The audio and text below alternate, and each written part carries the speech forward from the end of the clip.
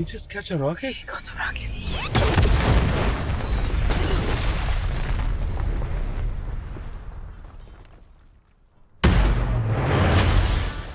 Hello everyone and welcome back to another Backlot Banter movie review. My name is Tucker Hazel. I'm today joined by Tanner Dykstra and Aaron Beater. Today we're here to talk about Black Adam. After a decade or more in development, Dwayne Johnson's magnum opus has finally hit theaters and we have seen it. The DCEU is back. Warner Brothers is banking their entire existence on this film. That's an exaggeration, but we've seen it. We're here to talk about it. But if you want to talk to us about Black Adam, because this is going to be a fun movie to talk about. I guarantee that. No matter what anyone's thoughts on it it's going to be a fun movie to talk about. Join our Discord, that link's in the top description, and while you're down there, subscribe for more movie reviews like this, where we will inevitably go off the rails, because that's what this review of Black Adam is shaping up to be. Mm-hmm. Boys, thank you for joining me. Abram! Oh. Well, Tanner's pursing his hands together. I guess I'll hand it to him first. Yes.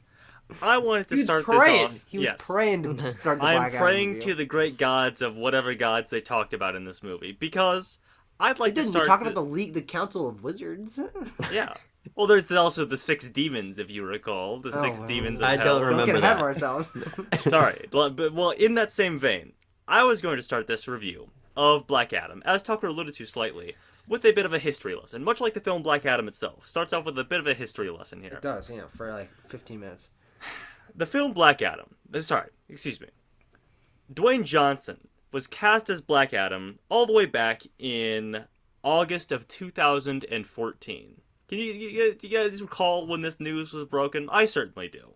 Sure, I was in 8th grade. The DCEU was young, it had its whole life ahead of it. They had a whole slate of films planned. It was gonna be perfect. And then some things happened, it started to break down along the way. Originally, Black Adam was supposed to make his first cameo appearance in 2016's Suicide Squad as the mysterious package that the Suicide Squad is tracking, and we all know how that turned out, obviously. Wait, what was the package they were tracking? Amanda Waller. Oh, sure. Oh, yeah, okay, yes. okay. Yes. Wait, so they were gonna rescue him? It doesn't fucking matter. Writers left Black Adam and writers left Suicide Squad, which ultimately led to, and the COVID-19 pandemic happened. I'm not sure if you guys are familiar with that. Sure, which ultimately led us to where we are today. 8 years after Dwayne Johnson was cast in the role of Black Adam, we have witnessed his film in all of its mediocrity, and I'd say less than mediocrity. And I feel it's interesting to sort of look at this film and where it started all the way back in 2014, even earlier than that, actually. Because if there's one word I was due to use to describe the film Black Adam 2022, starring Dwayne Johnson, it is derivative. We joked in the theater, I'm sure this is a common jab at the film, that it feels like an AI that was fed every superhero movie from the last 15 years, was jammed into some sort of shoddy AI, and it pumped out this film. And it feels apt, I would say. I think this movie is just really self-aggrandizing, and we'll talk about that as we go along. This is a vanity project for Dwayne "The Rock" Johnson. And here's my feeling about Black Adam, right? I'm the resident DC guy. Mm-hmm. I've seen Batman vs Superman 7 times, right? Mm-hmm. I know what I'm talking about when it comes to the DCU. But I wasn't excited for Black Adam, as you know. But then you didn't even know that the Suicide Squad was part of the DCEU. Who gives a fuck? One of the best movies in the DCEU. But here's the point. I wasn't excited for Black Adam, and then I found out who was directing it. How do you pronounce this woman's name? Jean Collet Sarah? We pronounce it Yom. There's no way that's true. Yom? Yeah. Okay. Collet Sarah. I feel more confident about that than the first name. Sorry. I don't want to insult you because you made one of my favorite movies of the last calendar 2 years, Jungle Cruise. God, do I love Jungle Cruise. And so as soon as I learned that this guy did Jungle Cruise, I said, man, my faith in Black Adam's restored. And by the way, this guy also did Non-Stop, which I have seen. That's neither here nor there. Also Orphan, also The Shallows. I just wanted to flex that I've seen Non-Stop. Liam Neeson ones. And The Commuter. That was when they're like planes. Liam Neeson can protect them all, right? Yeah. But Black Adam. A movie's boring. I don't know what to say. I don't know what you want me to say. What do you want me to say about this movie? Well, I fucking boring. It's boring. Well, actually, no. I disagree. I don't think it's Okay. boring because I had one of the most active theater experiences that I've had in recent memory watching this film. Because we were sitting there in a mostly empty theater. Yeah. There was like 10, 12 people in our Yeah, theater. yeah. Outside of our friend group, yeah. Yeah. And I was leaning over to my friend Seth, like 4 or 5 times a scene, just going, why did they make these choices? What's going on with the writing? This line sucks. I hate this character. What's this guy's name? What the fuck is happening? What's the plot going on here? I think this movie is awful across the board. I think it has, like, I heard people praising the CGI before in the previews and stuff, and the CGI isn't the worst, but there are moments where it's PS2 cutscene looking ass. There's really terrible like green screen backgrounds constantly. Like everything's like fuzzy in the background, and it's also one of the worst written and edited movies I've seen in a long time. So when you say boring, I disagree with that, not because I don't think this movie is uninteresting, but because I was just constantly surprised at how terrible the decisions they were making were. I mean, from the get-go, a lot of the building blocks of what this movie is make no sense from a world-building perspective. This film has no sense of place, of urgency, of pacing. It is such a confusing mess of a film.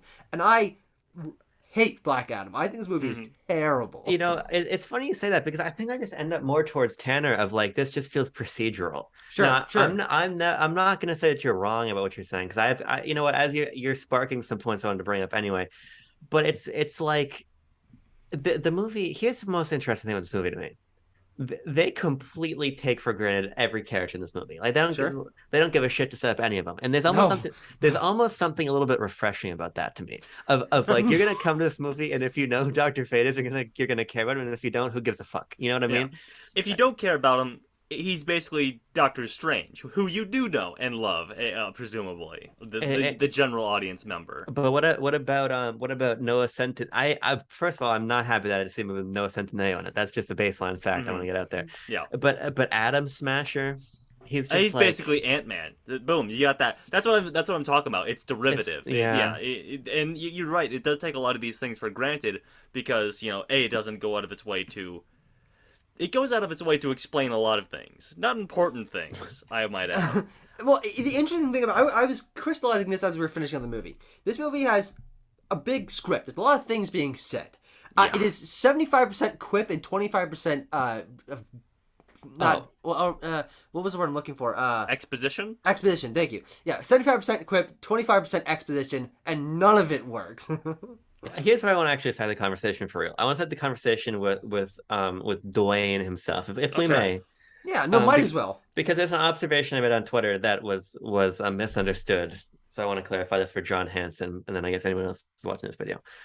Hollywood has a new favorite. Hollywood has a new favorite archetype for its character, which is the Drax archetype, which is the big old strong guy who doesn't get sarcasm and is just deadpan all the time. Yeah. But it doesn't work. And here's why I don't think it works. Because I was like, with Black Adam, we must break the mode of The Rock playing The Rock. But he's still The Rock playing The Rock in this movie. But he's just flat. Everything he does is so flat. But here's the thing about Drax, at least. Like, Drax, you feel he's a doofus, right? Even Knuckles, which is the other example I gave on Twitter. Like, they feel like doofuses. This just feels like this just feels like The Rock who put on a costume. He's like, oh, I don't get what a superhero catchphrase is or whatever. You know what I mean, Tanner? I know what you mean, Abram. I feel like people say The Rock plays The Rock, and I agree. He doesn't embody characters. He embodies archetypes that he's built for himself in certain genres. You can get action comedy Rock, like in a Central Intelligence or anything with Kevin Hart in it, I guess.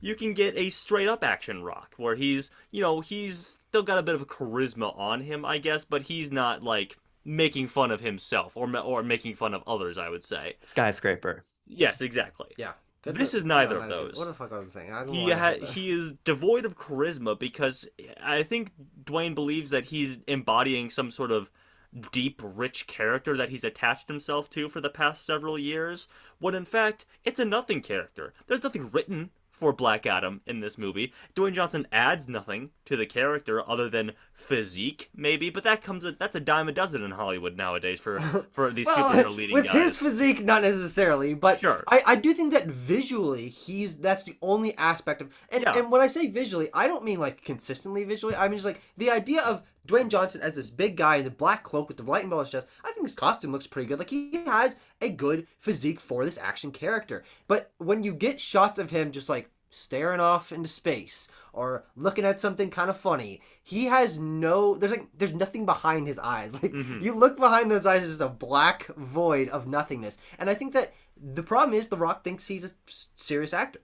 But he's not. I like The Rock, but when he's being funny, when he's got that charming smile, he has a charisma about him that works in movies like Jungle Book, where he's charming, he's going along with it. Oh, whatever. Jungle Cruise, or like Hobbs, Luke Hobbs in the Fast and Furious franchise. Exactly. The Rock is great in that role. Or Jumanji movies. Because he's a fucking giant meathead idiot, or FBI agent in those movies who kicks ass and chews bubblegum, and he's all out of bubblegum, you know what I mean? That's when The Rock is fun, not when he's doing whatever he's doing in Black Adam, which is absolutely, I want to emphasize this, absolutely nothing. He has devoid of all emotion in this. When it's time to, when he's recounting how he lost his son in a scene that, like all the dramatic scenes in this, ends up being hilarious because of the performances and the editing and the effects added to it. There's nothing. There's no emotion. He doesn't seem sad. He doesn't seem overly confident or happy at any points in this film. He is nothing. I will point out, this is almost a non sequitur, but there's just a moment when we see him kind of for the first time, and you see his shoulder, like, has fucking enormous his shoulders are. There's a guy behind me that just says out loud, "Jesus Christ!" When The Rock is one of the only, I think, actors in Hollywood right now where when they are photoshopped into the smaller body, they look wrong. You know what I mean? And he is photoshopped into a smaller body, which gets to Tucker's point of shoddy CGI in this, because whenever we were looking at that, the un-Shazammed Black Adam, we would just bust out laughing, because the look, we are 11 years on from Captain America: The First Avenger, and it looks roughly the same quality, honestly. But they had the gall to use him for like a full scene. In that body, in this movie. Yeah, and it's just funny seeing The Rock's head on that body. I might add that it's not a scrawny body either. That's still a well-built dude, but it's just funny seeing The Rock's head, and you know what his body looks like, because you've been looking at it in the skin-tight Black Adam suit the whole movie, and that's just not it. That's just not it, Chief. It's like the Irishman problem of, like, we know what your body looks like. Yeah, De Niro, Dwayne, you know what I mean? But here's what I said this on Twitter also. And Tucker's going to want to gouge his eyes out when I say this. But Tanner, I think you're right. I think this is a movie about nothing, and we'll talk about it. But it's also a movie of outrageous spectacle. Sure. And it looks very poor. And I want to talk about the egregious slow motion in this movie in detail. Okay. Why am I gouging my eyes out, by the way? Because I think that if you took this exact I saw your tweet about Snyder. No, I agree. Took this exact same script and these exact same actors and ask Zack Snyder to direct this movie, it would be twice as good as it is right now. Because the script, I don't know if I agree. Well, the reason I say that is I think Snyder's a much more competent script writer and everything than whatever the fuck happened. No, I agree completely. But the reason I say that is because this is a movie that wants to be just about its visual language.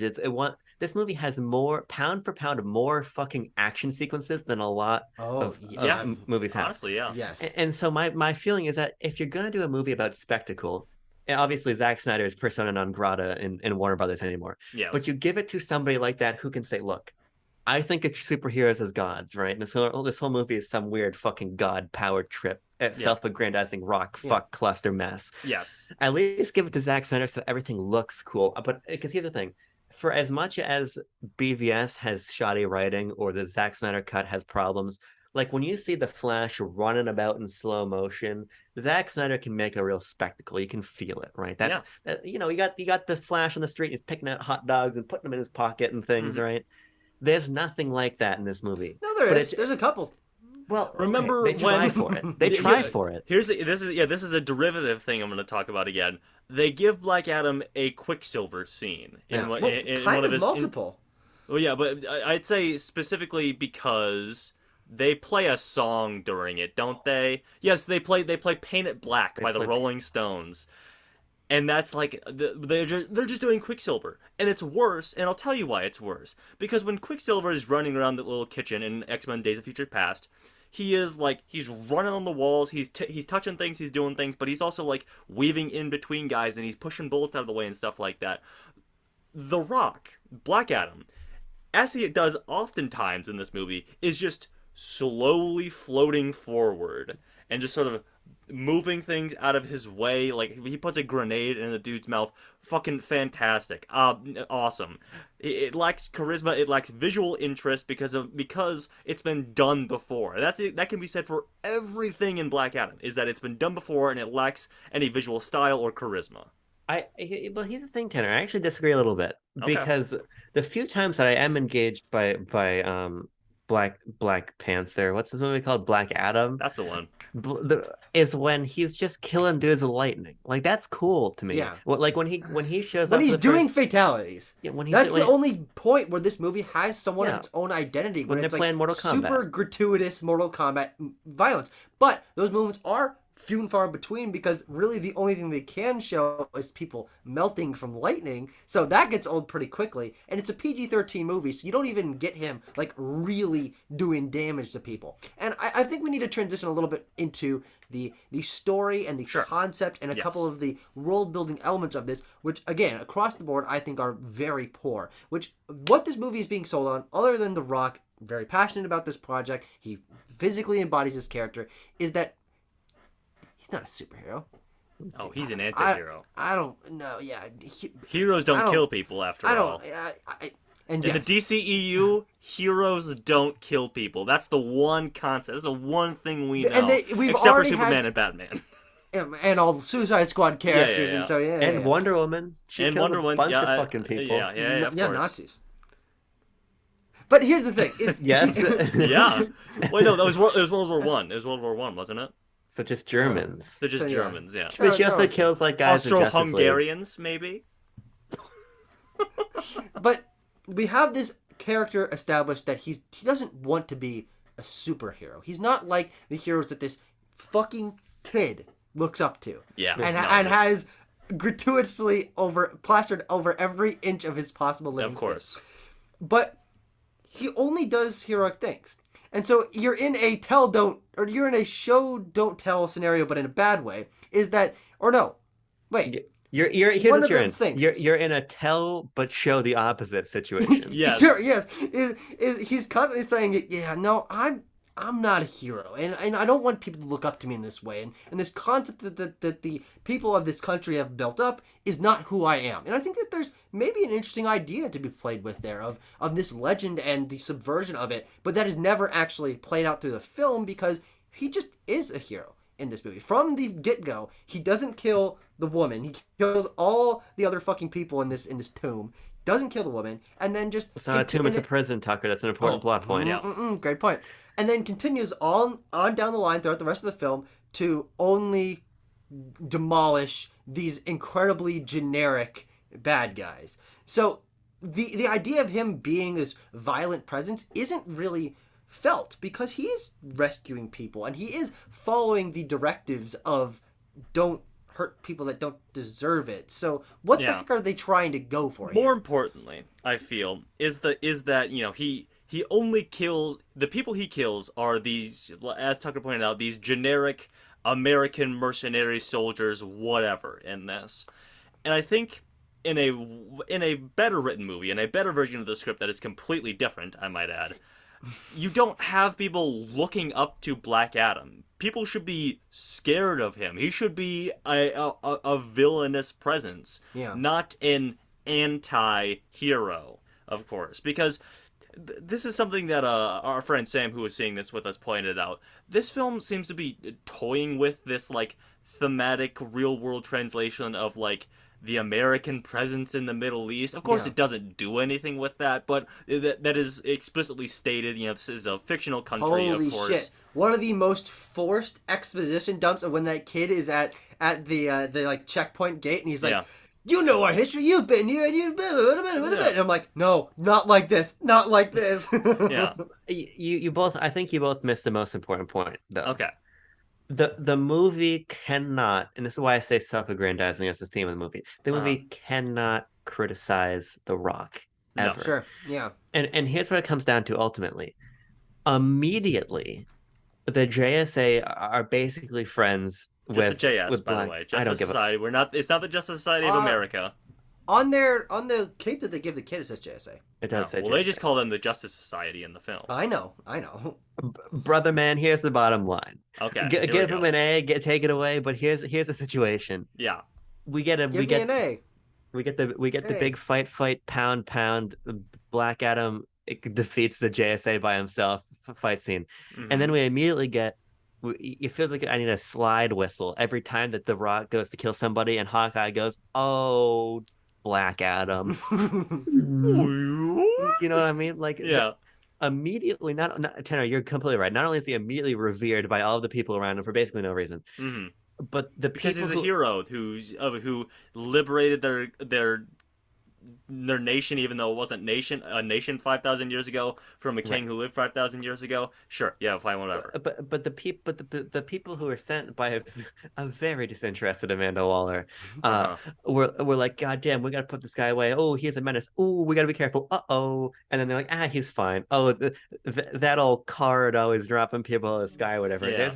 There's no consequences for him doing bad. No one gives a fuck. He's not an anti-hero. He's just a regular hero. There are no consequences because the movie, you're right about the not criticizing, but it's the opposite of that. It's the constantly praising of The Rock as this fucking character, where almost every sequence that we have this goddamn kid whose name is Among Us. What's his name?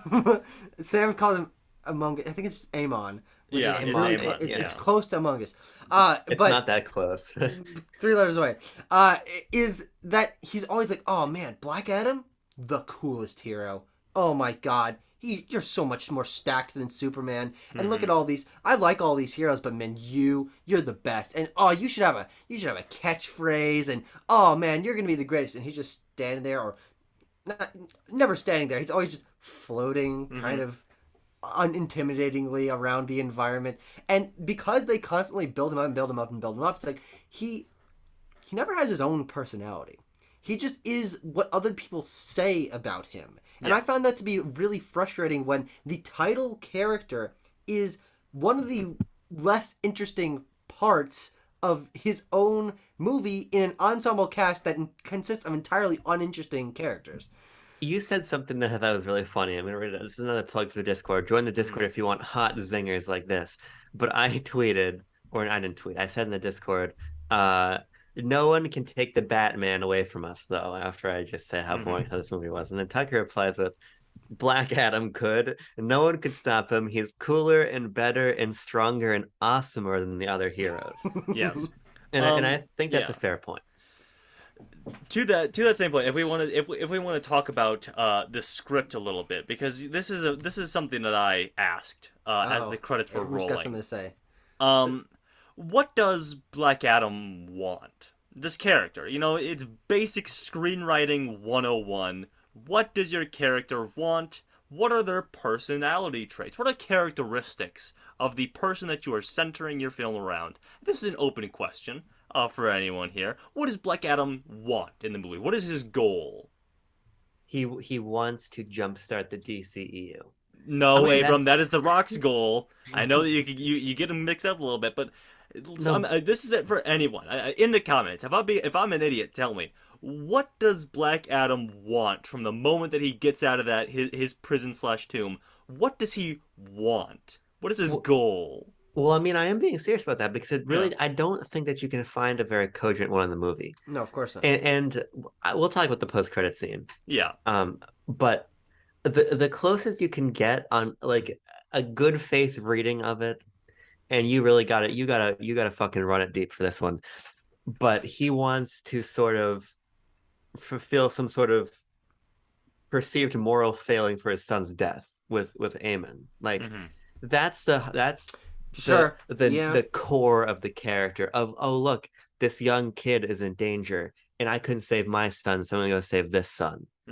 Yeah, yeah.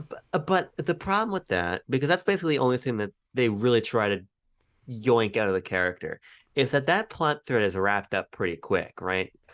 But we save him, and then we got to go the whole fucking Sabak song and dance. Mm-hmm. And the problem with the Sabak song and dance is that there's first of all, I don't understand what the crown is. I don't understand who Sabak is. I don't The understand. crown is here we go, Abram. Sorry, you must have zoinked out for the first 15 minutes of the film because they explain all of this in detail.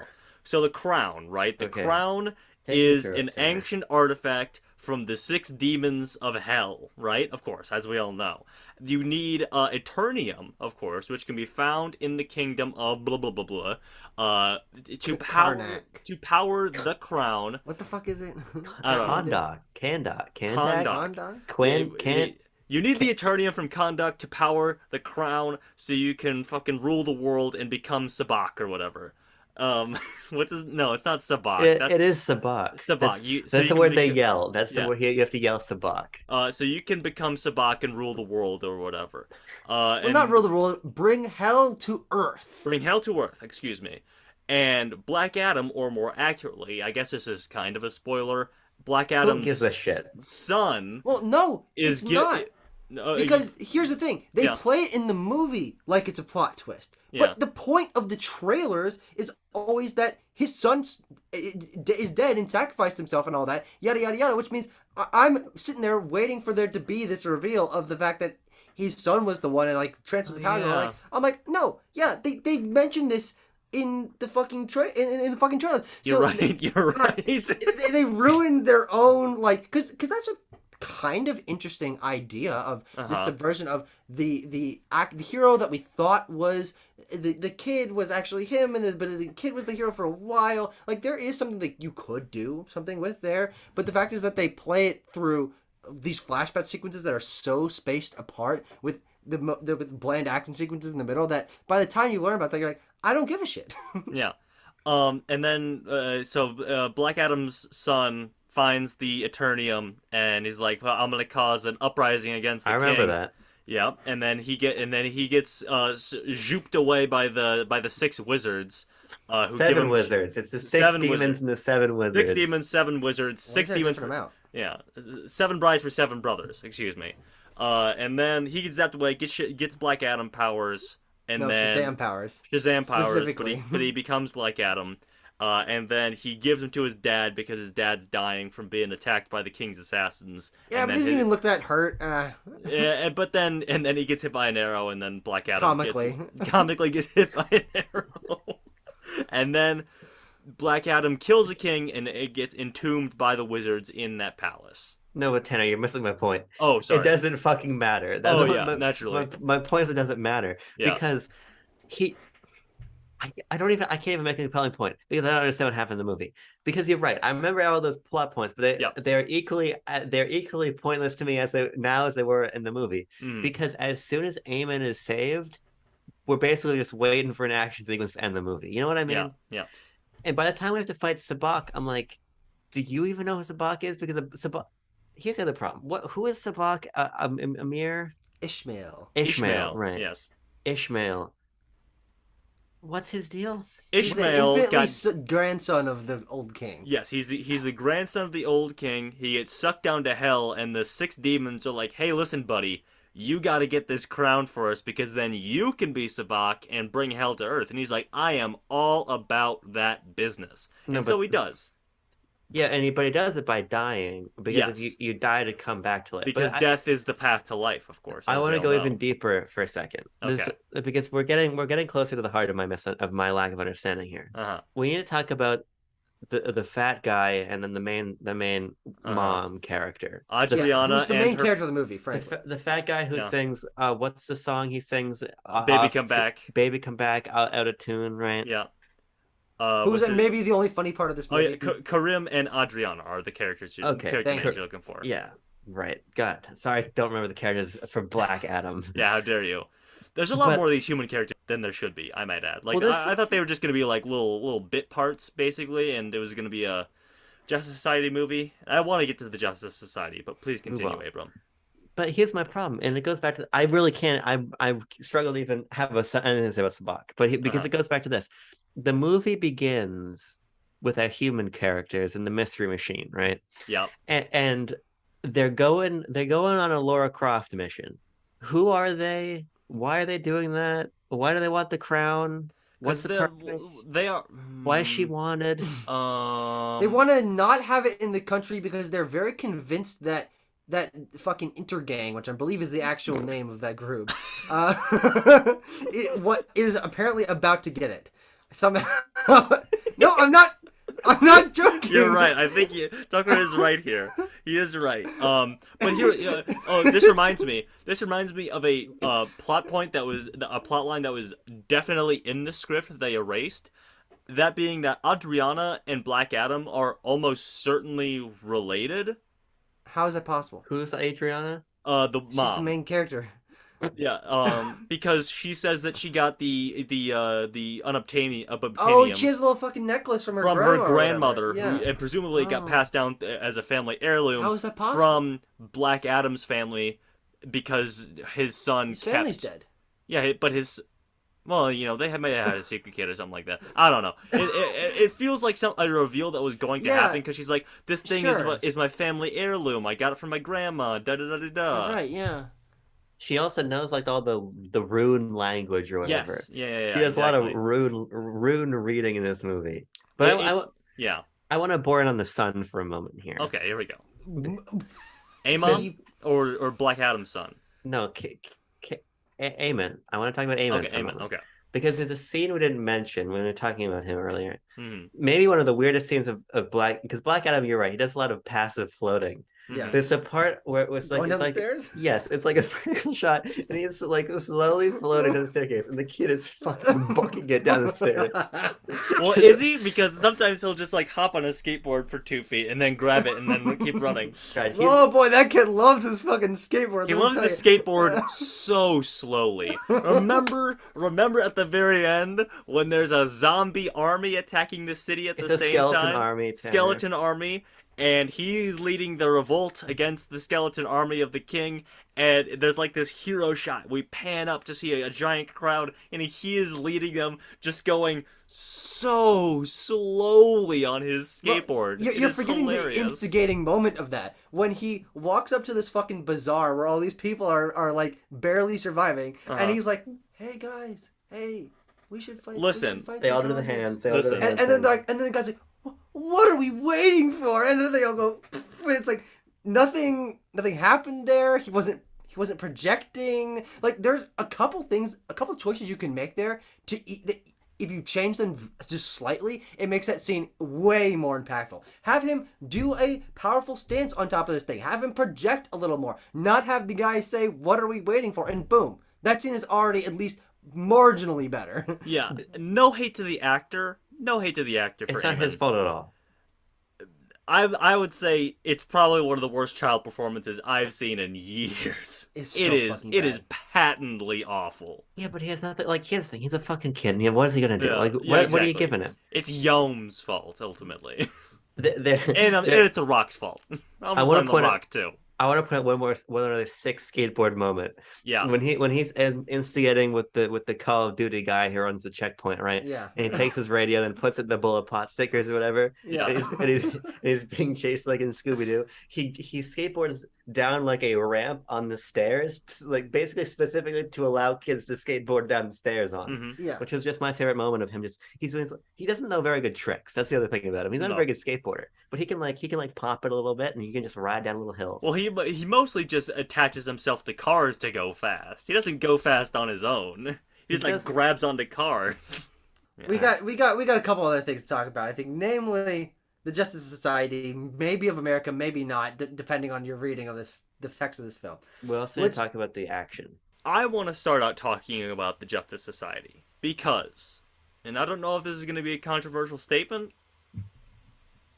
I kind of liked them. I don't know, I kind of liked them in this. They're probably my highlight of this film, specifically Pierce Brosnan as Dr. Fate. Ideally, I love this movie to be about them, or just a movie about them. Well, better written and better directed and everything, of course. But like, I think it's good casting for all of these roles. Quite honestly, I think given a little bit better direction, even the likes of Noah Centineo could be a good Atom Smasher, sort of this green behind the ears, new hero kind of thing. They're derivative, of course. You know, Atom Smasher is Ant-Man, Doctor Fate is Doctor Strange. But given a bit more creative vision, I would love to see these actors in these roles in the future. No. Oh, I mean, okay. I disagree. Not because I actually think that the casting of these characters is probably the best part about them. I think Aldous Hodge has a really great presence as Hawkman. And Atom Smasher and Cyclone, and I kind of like the little maybe romance that they go there, but it's really forced. I think Pierce Brosnan's like kind of sleepwalking through this. Sure, I really don't think he was great. You're just casting him because people recognize the name Pierce Brosnan, and he's got that gray fox look to him. Or silver fox is the term I'm looking for. Gray Fox and Metal Gear. Yeah, same thing. You know, he'd be a great Gray Fox. But I think my problem with the way that they're used in this film is they just feel useless. Like, they are the worst combined superhero team I've ever seen. Not only because they have no, like, they're not established. They don't know each other, but also maybe Dr. Fate and Hawkman have been working together for years, maybe they're friends. They're old friends. JSA. They say so. But then, so why? So why is Waller sending the superhero team somewhere? Doesn't she have a superhero team that she sends out places? And she's a supervillain team. Isn't that kind of her whole thing? That is supposed to take on god level threats? Isn't that like the whole thing about the team? Yeah, but so they pick up two new superheroes and they combine them with these two. We get this like put together a team sequence, and they just show up and they fly out of the X Mansion, and then boom, we're into Black Adam the movie for fucking an hour and a half of just straight up horse shit. I think that the fact that they had to like pull some characters that people are maybe kind of familiar with and throw them into this thing and mash them together in a way that does not fit into the world that they've established and they don't work together as a team. I don't think they have good chemistry. Their powers don't combine in very interesting ways. What about they kind of do some interesting wombo combo stuff. I couldn't give you one example. No, when they do the I think they work. There is an. I'm trying to remember. It's Cyclone is like throwing somebody with her tornado. I believe it's Atom Smasher. The only thing she can do.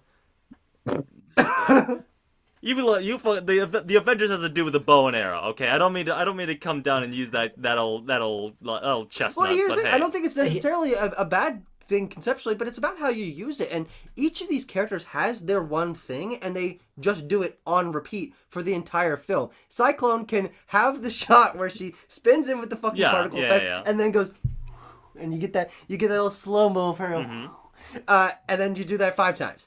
You have Atom Smasher stumbling over something and he's big and funny, fall over.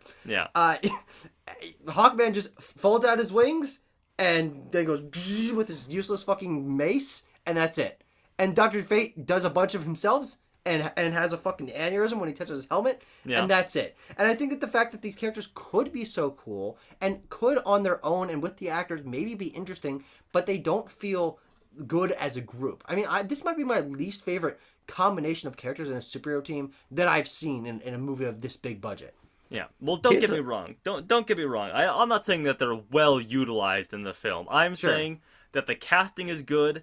I know that I have confidence in 2 to 3 out of 4 of the actors that they can do good work if put in a good film with good direction. So that's why I'm saying that I'd like to see them again. Sure. I mean, Tanner, they're just the fucking zip files in Batman vs Superman, in my opinion. Because, like, here's the thing. As I said before, I kind of don't mind that they're not set up at all. Because, like, who gives a fuck? Just like throw the characters in there. Let people them do know some superheroes. Stuff. There's no superheroes go on team. But here's the difference. Like, people don't know who these people are. That's like, if you make a Batman movie, I think part of the reason why I feel so tired to see Martha get shot is like everybody knows Batman's backstory. That's just like a part of pop culture. Yeah. Nobody has any fucking idea who Atom Smasher is. And so Ant-Man. He's that put Ant-Man. right. He's So that Ant-Man, but he got his powers from his uncle, who's Henry Winkler, on the phone. Hey, I love to see Henry Winkler. Love to see him. Thanks for showing up, Henry. Henry Winkler jump scare in this film when he Yeah. looked down on his phone and they fucking FaceTimed in Henry Winkler and gave Good him a old Uncle $50,000 Al. check or whatever. Mhm. And that's why it's just like it's like weird because this is supposed to be a movie that gets everybody in the theater and gets them excited about the DCEU and revs the engine. And it begs a central question because I am like Tanner, I think you're right. I think Pierce Brosnan is super cool. I like Dr. Fate as a character, so I thought he doing his stuff was cool. Thought Mhm. Hawkeye was actually really fucking awesome. I hope we do see Hawkman. Hawkeye again. I don't care.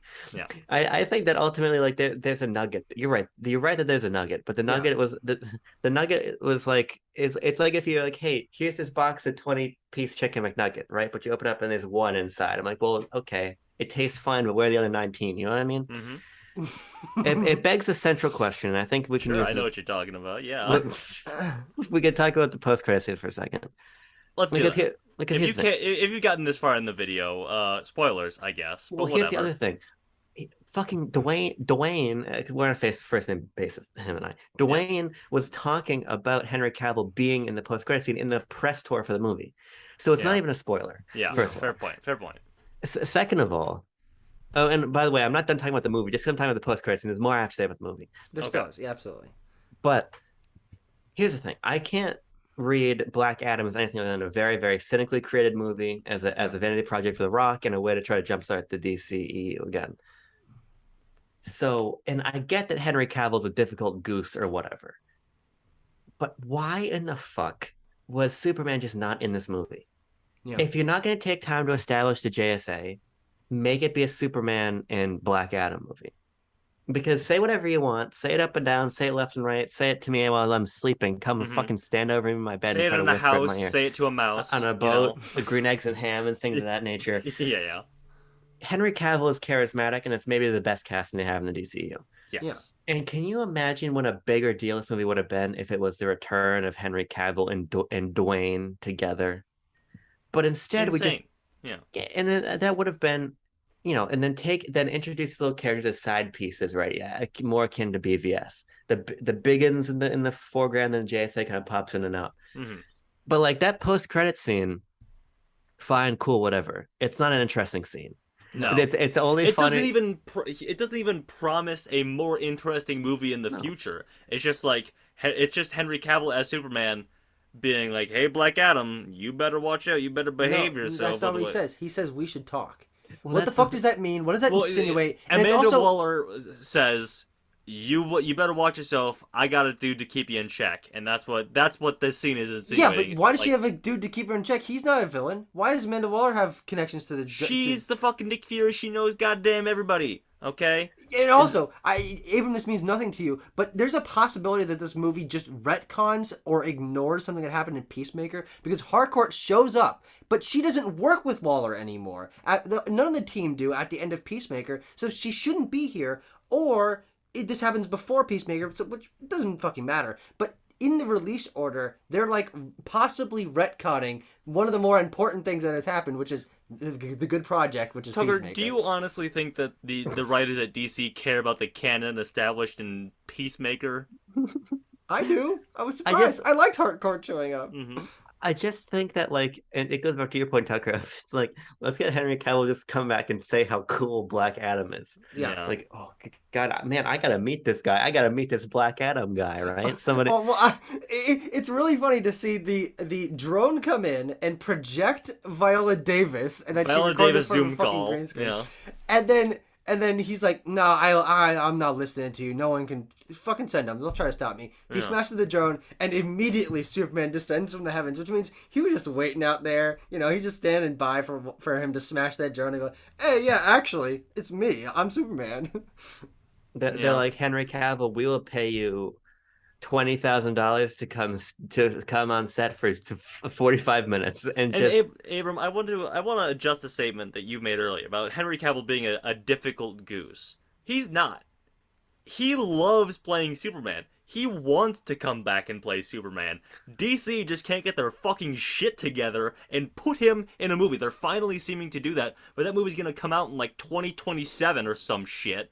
because they don't know what they're doing. Well, also the word on the street from people such as Grace Randolph, who love her or hate her, she clearly has very well connected sources She's got within insights. within Cape shit.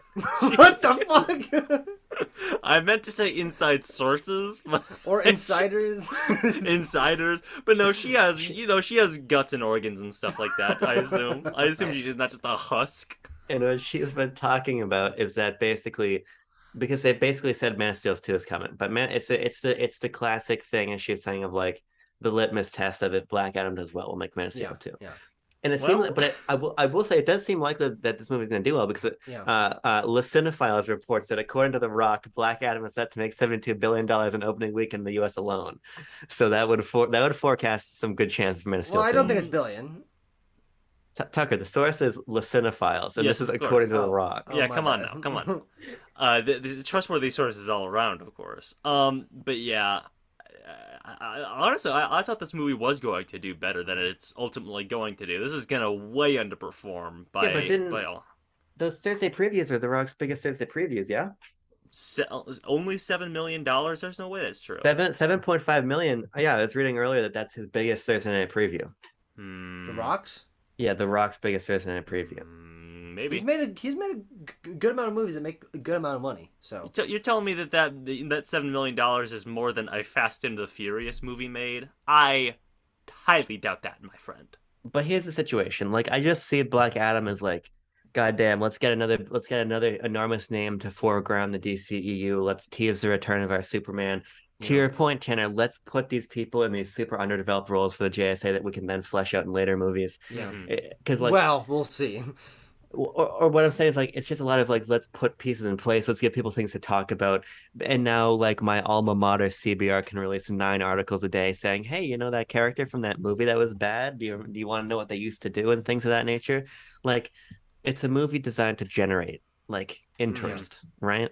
It is meant to be a shot in the arm of the DCEU, while simultaneously being a new starting point for the DCEU, even though every movie that has come out since the Suicide Squad, 2016 Suicide Squad has been a new starting point for the DCEU, I would say. Mm-hmm. Well, Tanner, I think it is a shot in the arm, to be honest with you. Yeah. But it's a shot in the arm, like when you go to get your blood drawn and then miss your veins, they have to do it again. You know what I mean? No, yeah. Black Adam's the needle that missed the first time. It's in your arm, but it's not where it's supposed to be.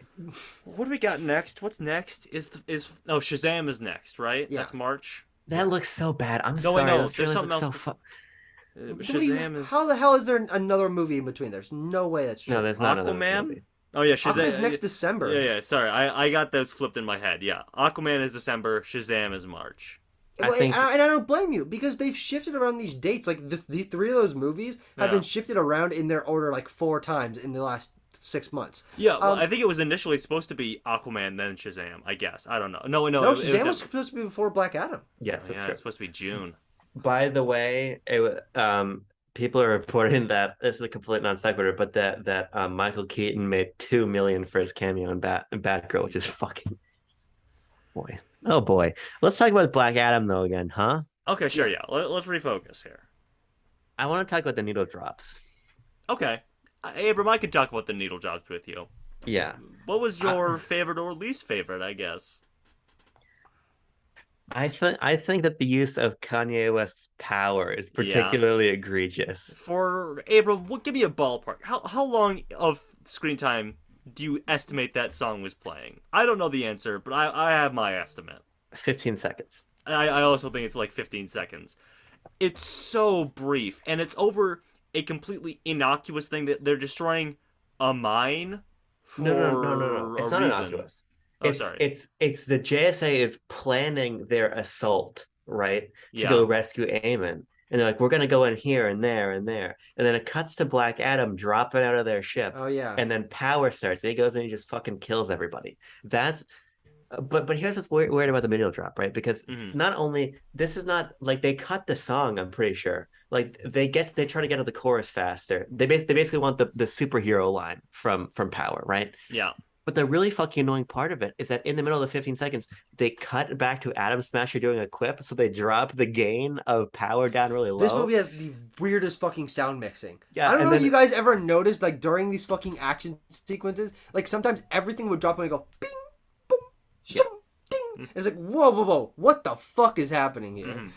Yeah. But the other one of note, I feel, is A Bullet with Butterfly Wings by the Smashing Pumpkins, which is the first needle drop of the film, and is a baseball bat to the back of the head. Ultimately, is what I would equate it to, because we are coming out of 5,000 years ago, ancient country I still can't remember the name of. This is Black Adam's origin for the first 10 minutes of the movie or whatever it feels like, and then we are a hard cut to the present, and it's Bullet with Butterfly Wings. I'm like, whoa, hold on, back up a goddamn second, what is going on here?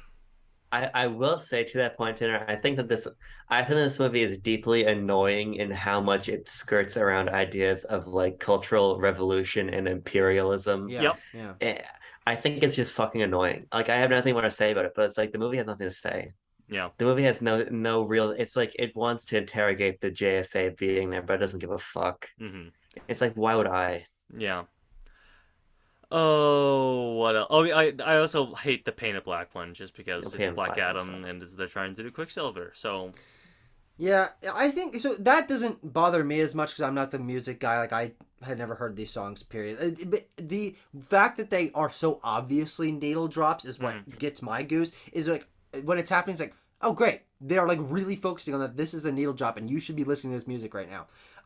But I think one of the other elements of this film that I lightly mentioned earlier that I think really sticks out to me as significantly worse than most other, even movies of this ilk, of the mediocre DC movies that we get seemingly once or twice a year now, and plenty of other movies like it, is the editing of this movie.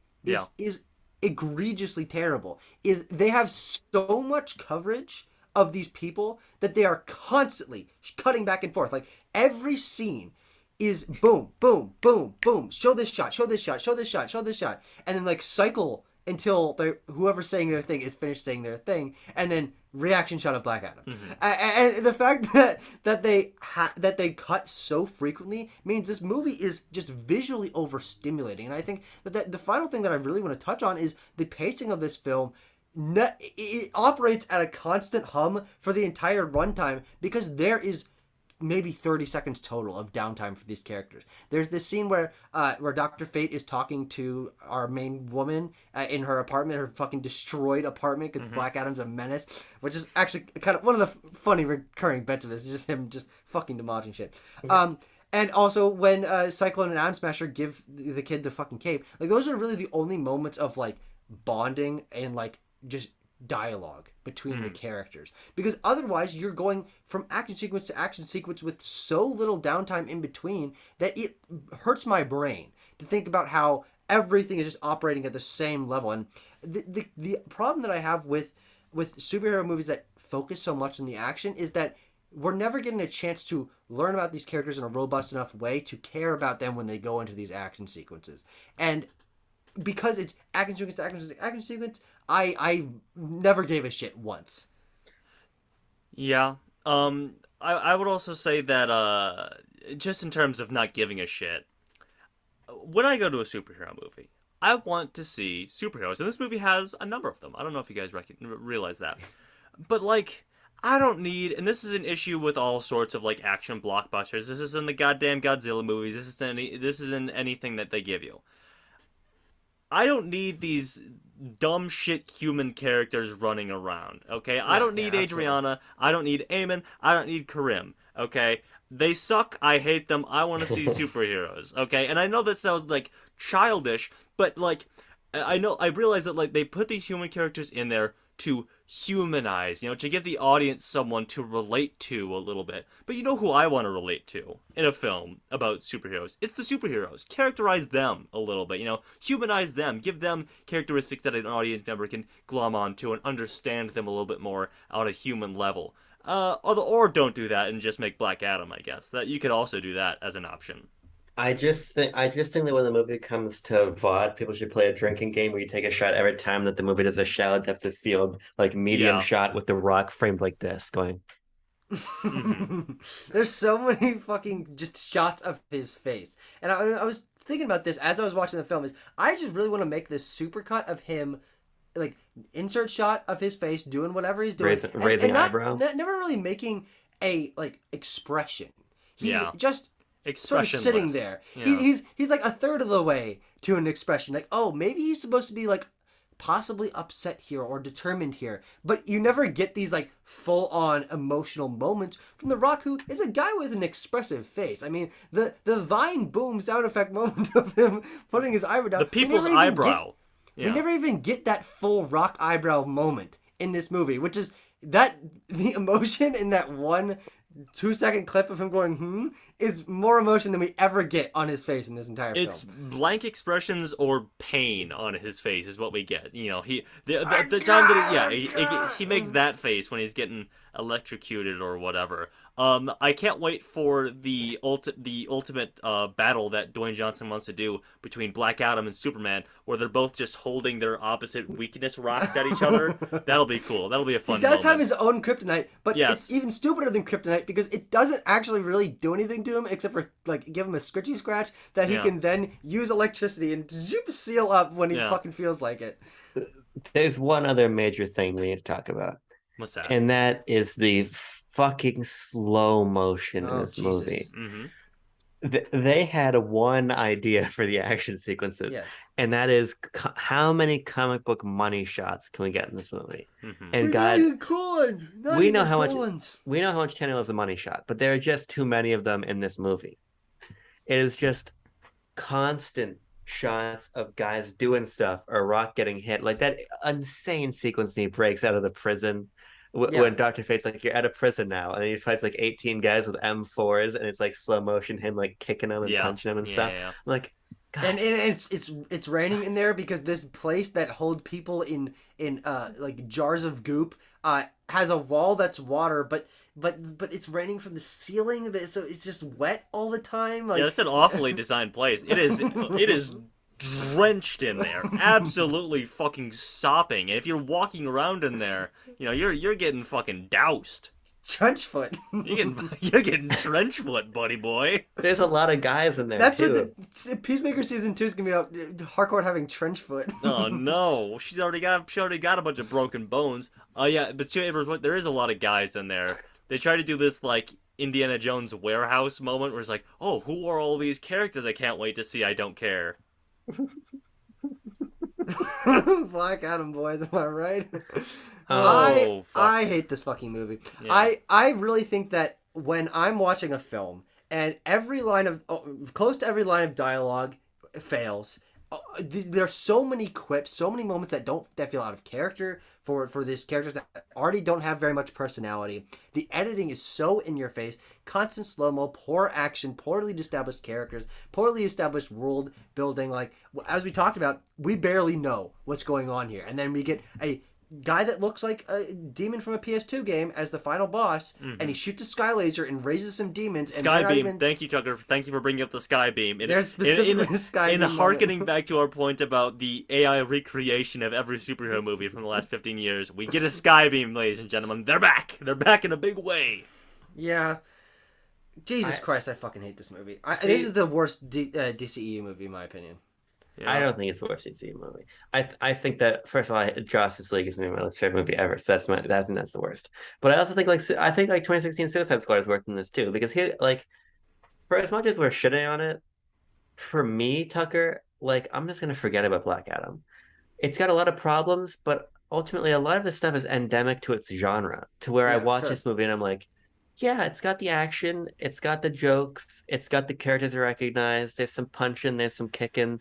We're telling some tall tales. We're crying a little bit. Mm-hmm. It's basic. I think I'm far closer to Tanner's assessment of this is just another derivative superhero movie. I find a hard time motivating any kind of. I'm incredulous. The movie makes me incredulous, and it's fun to talk about. But ultimately, I have no ill will towards Black Adam. It's just like demoralizing to watch another DC movie just get squandered. I'm like, yeah, Yeah. whatever. This is if you rent this for $5 with your friends and you got a fucking box of hamburger helper or whatever, you're gonna be fine with it. That's true. That's where it come down on it. It's fine. It's boring and fine and disappointing. Yeah. Should I make a controversial statement? I'll make a controversial statement right here. I think that this is indicative of what The Rock is in Hollywood. In that, The Rock is an action figure. He's a tool for action filmmakers to use and place and have him punch dudes in their Fast and Furious film. But at the end of the day, what he is given creative control, as he so obviously was in Black Adam, it's nothing. It is empty, plasticky nothing.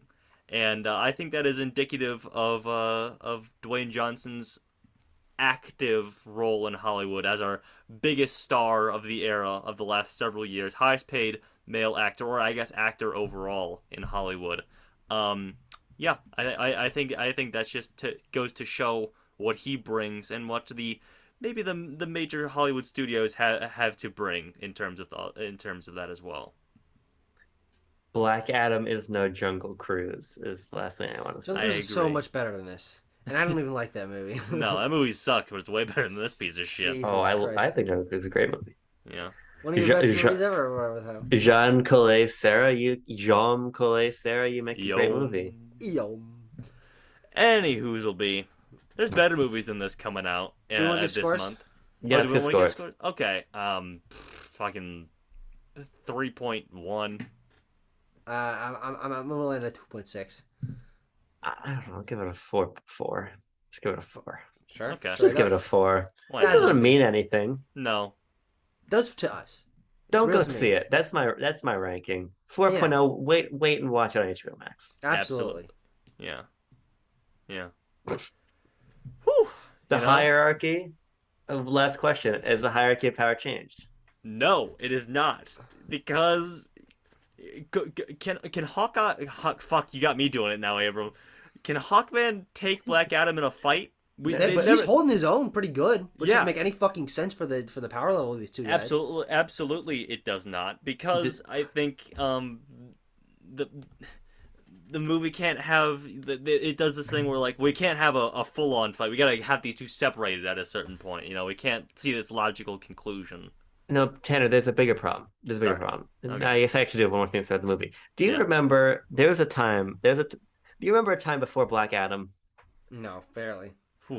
There was a time when you would hear The Rock, and he'd be showing up at the Game Awards. He'd be like, hey gamers, derogatory, drink my Zoa or whatever. Yeah. And then he would say, you know that fucking tub of shit Superman? That fucking piece of fucking large shit Superman. Black Adam's gonna invert the whole hierarchy. He's gonna be at the top. Yeah. But the post-credit scene specifically brings Superman in to put Black Adam in check. Yeah. Now maybe it's for a movie that, first of all, is never gonna get made, in which Superman humbles Black Adam. But in the reading and context of the film, Superman is explicitly above Black Adam. So, like, what the fuck is going on? Superman's going to win. You can't have Black Adam beat Superman. Well, specifically, neither of them are going to win if this movie ever gets made. I'm going to say it's not going to get made because Warner Brothers is going down the toilet as we speak financially. Because they staked their goddamn reputation on this year on Don't Worry Darling and Black Adam.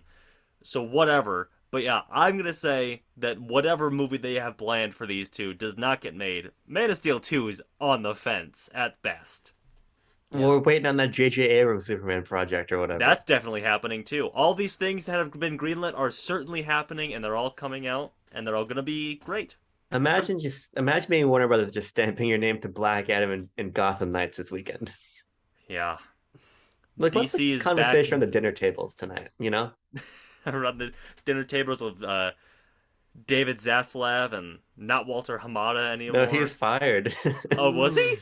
Or he left. As of a couple of days ago, he was officially no longer the head of, I don't know if he was fired or not, but no longer the head of DC. They're like, you know what? You know what, Walter? You're doing really great. I knew Walter Hamada was fired, which I said not Walter Hamada anymore. The newer one. What's the other guy's name? Zaslav? No.